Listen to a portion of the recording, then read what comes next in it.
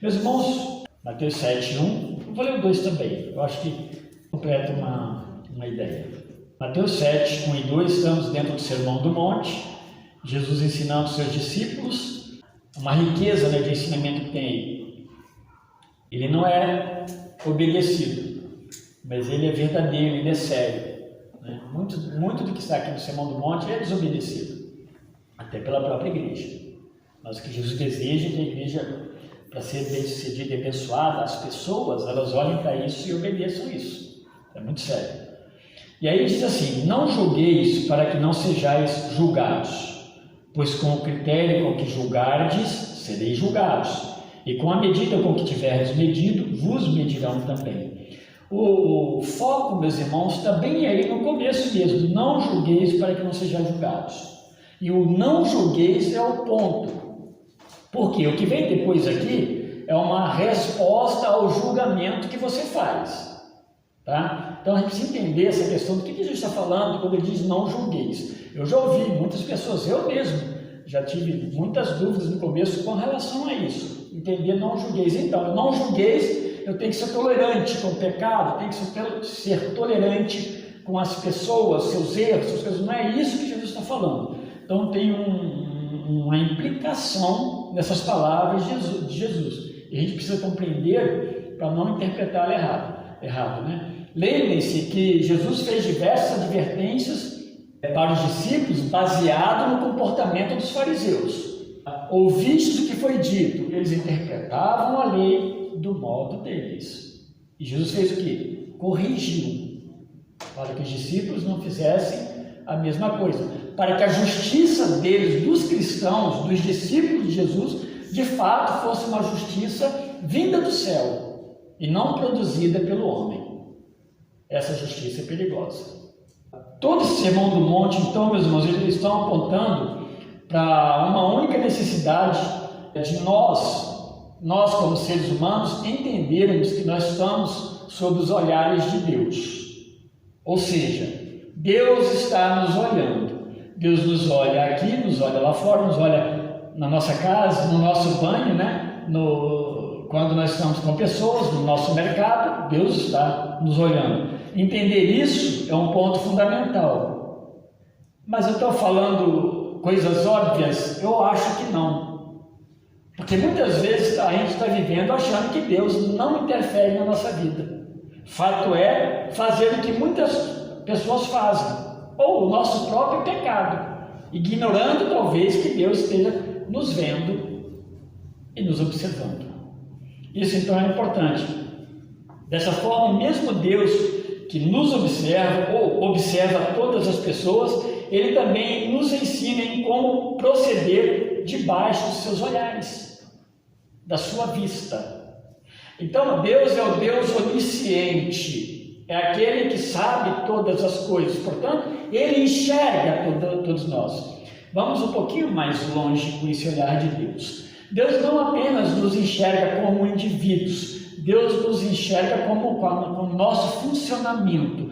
Ele está olhando os nossos organismos e Ele vê também a nossa mente. Deus conhece. Lembra que o diabo ele não tem esse poder da onisciência. Ele não sabe o que vem depois. Ele não tem capacidade de interpretar, ou pelo menos interpretar sim, mas de olhar o seu coração não. Ele vai as dicas que a gente dá para ele. Olha, eu estou querendo pecar, tá? Meu pecado é aquele ali. E o diabo vai te dar uma mãozinha, com certeza, né? Para tu dar ajuda. Mas ele não conhece como Deus conhece, porque Deus olha todo o nosso ser. Aí nós estamos então neste mundo, aos olhares de Deus, caminhando para a eternidade. A gente está sendo, meus irmãos, submetido a um processo contínuo de julgamento. Quando nós olhamos para a palavra de Deus, é disso que está acontecendo, é isso que está acontecendo conosco. Deus está nos preparando para o julgamento final. Então, quando nós lemos a palavra de Deus e ela nos exorta, e ela nos ensina, e ela nos corrige, né? São juízos sobre nós a cada dia, com o propósito de nos preparar para o juízo final. Deus preparando o seu povo. Agora, por que ele diz aí não julgueis? Por que não julgar? E aí vem agora então o problema nosso sobre a queda, sobre o pecado, o que aconteceu lá no Éden. E sobre a queda, a própria história da humanidade, ela mostra pessoas que foram exaltadas na história e depois elas foram execradas, ou vice-versa. Eu estava lendo um pouco da biografia, bem resumida, de Winston Churchill. Foi aquele homem que comandou o mundo na Segunda Guerra Mundial. Mas diz a história que antes da guerra, por volta de 1930, ele era uma pessoa severamente criticada pela população, porque ele era muito severo nos seus dizeres. Era um inglês, muito duro na sua forma de comandar, de dirigir. Mas foi ele que foi escolhido para comandar o mundo na Segunda Guerra Mundial. E depois da Segunda Guerra Mundial, ele se tornou um homem aclamado pelo mundo. Então, e hoje é muito comum você ver alguém sendo mal falado num dia, no outro ele está lá no topo. E é assim, vice-versa. É o que o mundo faz, esse mundo sobre o pecado. E a igreja, ela não escapa dessa condição de estar sob o pecado. Então a gente precisa olhar para esse texto aí, entender que Jesus não está proibindo o julgamento necessário diante de um erro, ou mesmo diante de um pecado. Não é isso que Jesus está falando. O ambiente aqui, então, é Jesus se dirigindo a cristãos, a discípulos. E aí, quando, por exemplo, ele ordena que não deis, está no verso 6, tá? Nós não lemos, mas só para exemplificar. Ali no verso 6, quando ele diz assim: não deis aos cães o que é santo, e não deem pérolas aos porcos. Eu fiz um resumo do versículo 6. Quando ele fala isso, ele está olhando para nós, dizendo o que? Isso. Há uma necessidade de juízo nessa condição, para você não dar pérolas aos porcos, por exemplo, para você não dar aos cães o que é santo. E quem são os cães? Quem são os porcos? Por que não devo dar pérola aos porcos? Isso, você é obrigado a emitir juízo. Esse tipo de juízo, você é obrigado a emitir. Da mesma forma, ele diz no verso 15 ainda desse texto aí: acautelai-vos dos falsos profetas. Quem são os falsos profetas? Como que eu defino e eu enxergo um falso profeta para eu me acautelar dele? Isso vai obrigatoriamente obrigar-me a emitir juízo. E ainda mais esses falsos profetas que diz no mesmo verso que eles estão revestidos, eles estão vestidos como ovelhas. Como identificá-los, né? Como emitir juízo a um profeta falso que está vestido com roupas de ovelha. E dentro da perspectiva cristã, a ovelha simboliza, né? O servo de Deus, o transformado, o aprisco do Senhor. E esse falso profeta está transvestido de ovelha. As próprias cartas de Paulo, elas estão recheadas de orientação para a emissão de juízo. Isso só para entender o que Jesus está falando aqui. Por exemplo, Paulo fala em Tito: evita o homem faccioso, aquele que gosta, né, de uma divisão, de promover uma facção. Lá em 1 Coríntios 6, Paulo ordena a que eles evitassem a companhia de homens idólatras. Tudo isso está nos trazendo a necessidade de exercer juízo sobre alguma situação e sobre pessoas. De outra maneira, como nós exercitaríamos a prática da doutrina, por exemplo, a prática da doutrina dentro da igreja, sem juízo? Não tem como. Ou mesmo da disciplina na igreja. Como é que uma igreja disciplina alguém? Ela disciplina alguém emitindo juízo mesmo sobre a situação dessa pessoa. E isso é bíblico. Não é essa omissão que Jesus está falando, não é esse tipo de não julgar que Jesus está falando. A igreja, necessariamente, ela julga. Jesus, quando ele está falando isso aqui, a gente não pode dar que ele tem em mente o fariseu. Quando Jesus está falando no Sermão do Monte, ele está mirando muito numa religiosidade hipócrita, falsa, que usa o nome de Deus, mas não vive sob o comando de Deus. Ele está falando desse juízo farisaico, do juízo condenatório e mais do que crítico, porque é permitido o juízo crítico até, esse crítico moderado, bíblico, mas não o hipercrítico. E esse hipercrítico, eu tomei essa palavra do Martin Lloyd-Jones. Ele usa essa expressão e eu gostei dela, porque isso ajuda a gente a entender melhor. É aquele juízo hipercrítico, é aquele que ultrapassa os limites da orientação bíblica, em que nós assumimos a coordenação de exercer juízo sobre a vida de pessoas, julgá-las.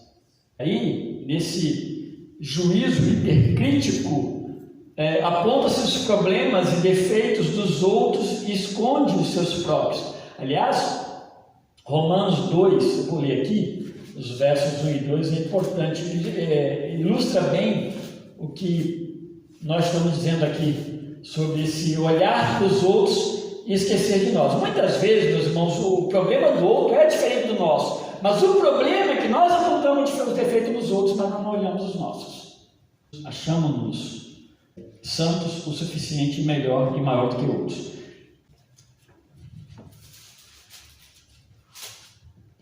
Portanto, é inexcusável quando julgas, ó homem, quem quer que sejas, porque te condenas a ti mesmo naquilo em que julgas ao outro, pois tu que julgas, fazes o mesmo. Claro que tinha um contexto aqui. E bem sabemos que o juízo de Deus é segundo a verdade sobre os que tais coisas fazem. No fundo, e Paulo está falando disso que Jesus está falando aqui, que você será submetido ao mesmo tipo de juízo que está exercendo sobre a pessoa, a outra pessoa. A gente precisa então pensar no tipo de juízo que a gente vê lá em Lucas 18, de 9 a 14, eu peguei só o resuminho, mas a gente sempre usa esse exemplo, daquele fariseu orando no templo. E ele, quando ele ora, ele emite juízo sobre o outro. E ao emitir juízo sobre o outro, ele se coloca numa condição de que ele não é assim. Ele mesmo, na verdade, julga-se diante das pessoas e de Deus. Ele diz lá assim, ó Deus, graças te dou, que não sou como os demais homens. Olha que coisa interessante. Nem como este publicano. E é essa atitude então farisaica que perturba também a igreja de hoje. Ela possui esse tipo de atitude. Por trás existe a manifestação de justiça própria, regada, por exemplo, de egoísmo. Pessoas que estão cheias de razão própria, e aí vai culminar num espírito censurador. A gente começa a censurar as pessoas e fechando num desprezo ao próximo. A gente tem aprendido, meus irmãos, que quando alguém precisa ser corrigido, ela precisa ser corrigida pela igreja. Existe todo um processo. Mas enquanto membro da igreja, a pessoa é membro da igreja com todos os direitos e deveres, por mais até que nós achemos que algumas coisas não estão legais nessa pessoa. Por mais que alguma coisa pode estar faltando. O dia que isso não estiver legal, o que tem que ser feito? A partir das escrituras, a gente trabalhar essas questões. E aí é um juízo que a igreja vai emitir. Mas a gente tem que tomar cuidado quando nós começamos a emitir juízos. Problema da justiça própria, cheio de razão, né? E aí há um destaque nos erros e nas fraquezas das pessoas e há uma condenação a elas. E esse é o problema. Elas acabam sendo condenadas por mim.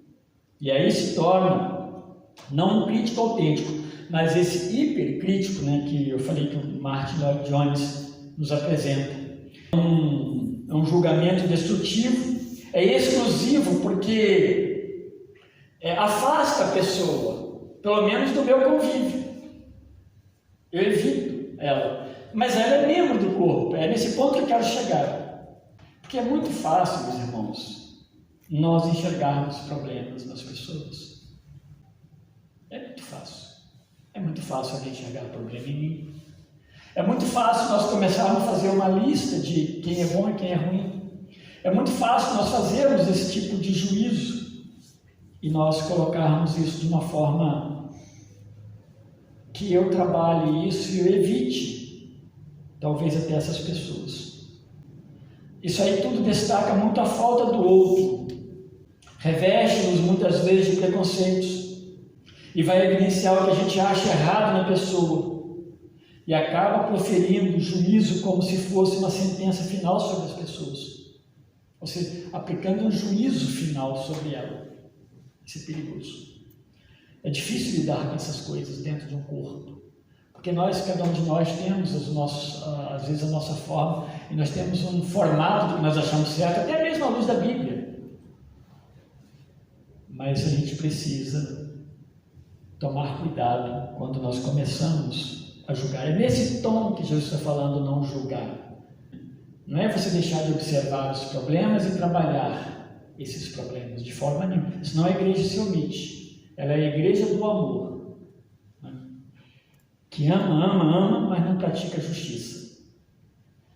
Jesus está falando de um juízo que tem que ser honesto, correto, e tem que ter um parâmetro para ele ser exercitado. De condenação, porque essa é a ideia de condenar, ele é condenatório. Esse juízo é uma prerrogativa somente de Deus. Só Deus pode julgar esse aspecto de condenação, que às vezes nós tomamos para nós. Se vocês lembrarem, vocês vão lembrar do texto lá em Lucas 9, especificamente no verso 54, mas o texto é maior, né? Os samaritanos recusam, né, a receber a comitiva de Jesus Cristo e ter esse tempo com eles. O que João e Tiago falam para Jesus, né? Eles vão falar assim: Senhor, quer que nós roguemos e desça fogo do céu e consuma esses samaritanos? Era muito fácil de Deus falar isso, porque o samaritano já era cão para eles, né? E consumir o samaritano seria uma bênção de Deus para o judeu. Jesus, no mesmo versículo, Jesus reprova a atitude deles, mas é uma atitude de julgamento, de juízo condenatório, que não cabe a eles, mas somente a Deus. Qual é a base, então, para a gente julgar? O que Jesus quer que a gente faça? Jesus está falando, meus irmãos, a gente precisa exercitar o juízo crítico saudável, o juízo que traz saúde para a pessoa, para mim, para a comunidade. Não é ser negligente, mas é julgar saudavelmente. Lá em 7,24 de João, o Evangelho de João, diz assim: não julgueis segundo a aparência, e sim pela reta justiça. Isso é para tirarmos do controle e olhar para quem de fato controla todas essas coisas. Imagina a igreja se ela começar a criar o padrão dela de justiça. Vocês já perceberam como que o ser humano faz seu padrão de justiça? Né? Eu gosto daquele jeito, o outro gosta do outro jeito. O outro acha todo mundo muito tolerante, o outro acha todo mundo muito intolerante. Imagina nós fazendo leis. Por isso que Deus deixou a base de julgamento, a base de juízo, para a gente emiti-los, né? Não pela aparência, mas pela reta justiça. E esse é o tipo de julgamento, então, que passa por onde? Pelo crivo das Escrituras Sagradas. E esse deve ser levado adiante. Ao invés de nós falarmos, de nós detestarmos, odiarmos, exercermos juízo particular, a gente olhar para as Escrituras e trabalhar conforme as Escrituras trabalham. O pastor Fábio fez uma citação de algum livro que eu depois até li esse texto. E alguém falando que a ceia do Senhor, né, a ceia do Senhor, ela é a ceia que deve ser participada por todos os membros da igreja indistintamente. Todos os que são membros aceitos pela igreja, não foram desligados da igreja, devem participar da ceia. E está certo. Porque se alguém não pode, é membro da igreja, não pode participar da ceia, a igreja está errada em quê? Em disciplina. A igreja não disciplinou, por quê então? Porque ela não tem certeza? Porque ainda não conseguimos. Então nós temos que orar a Deus mostrar as coisas. Fora isso, ela é credenciada como qualquer outra. Ela está em pecado. Aí ela vai cair em quê? Ela está em pecado dentro do corpo. E nós não sabemos. Ela vai cair em quê? Sua própria condenação. Porque ela não está discernindo o próprio corpo, que é a igreja. Isso estou falando por quê? Porque está dentro desse contexto de juízo. Então, precisa passar pelo crivo das Escrituras, baseado também no que Jesus ensina sobre o amor. É interessante, né? Porque se nós separarmos o juízo, o julgamento do amor, nós vamos nos perder. Por isso que Deus não nos associou. Então, amar não é passar a mão na cabeça, pelo contrário. Mas quem ama age com justiça. É isso que Jesus está ensinando. Ele está vendo ao redor dele o fariseu que usa uma máscara, né, simbolicamente. Ele falou: vocês não podem ser assim, como filhos de Deus. Tomem cuidado. Então não pode nem deixar passar, né, e nem proibir, né, segundo o seu gosto, segundo a sua medida. E aí Paulo, em 1 Coríntios 13, ele vai falar, por isso que ele vai trabalhar ali, que o amor, ele tudo espera. E nem sempre, como nós olhamos, né, sempre esperar o pior, a nossa forma de julgar. Não, o amor vai nos levar a olhar sempre com piedade e aplicar a justiça sob medida. Isso vale para nós e em particular com o corpo também. E aí vem então julgar com amor, faz o quê? Edifica a igreja, edifica a vida nossa, pessoalmente crescendo, e quem é julgado cresce. Jesus não está proibindo. E por que Jesus fala, não julgueis, você não pode entrar na questão de que você não pode falar nada com ninguém? Não é isso que ele está falando. Porque a Bíblia em si, no seu contexto, ela nos leva, nos orienta e nos ordena a fazer, sim, juízo. Em termos de disciplina e por aí afora. Então Jesus está falando no contexto de quando nós somos hipercríticos e condenamos as pessoas e fazemos o papel de Deus. Isso é perigoso. Assim Deus proveu meios para a sua igreja em como ela deve emitir juízos, porque, meus irmãos, afinal nós somos seus filhos e nós somos também dependentes da graça e da direção de Deus. E a palavra de Deus, então, ela é o meio de julgamento. Então, alguém está em pecado e eu vejo, eu posso chegar para a pessoa e falar com ela. Isso é pecado, né? Não tem nada demais. Eu sei que a gente não protege ninguém, meus irmãos, falando que eu não vou falar porque vai falar mal de mim, não. Agir assim já é errado, é achar que Deus não vê, Deus não está olhando. Então, vamos terminar pensando o seguinte: julgar, ele é bíblico. E Jesus não errou no que ele disse. Ele fez certinho.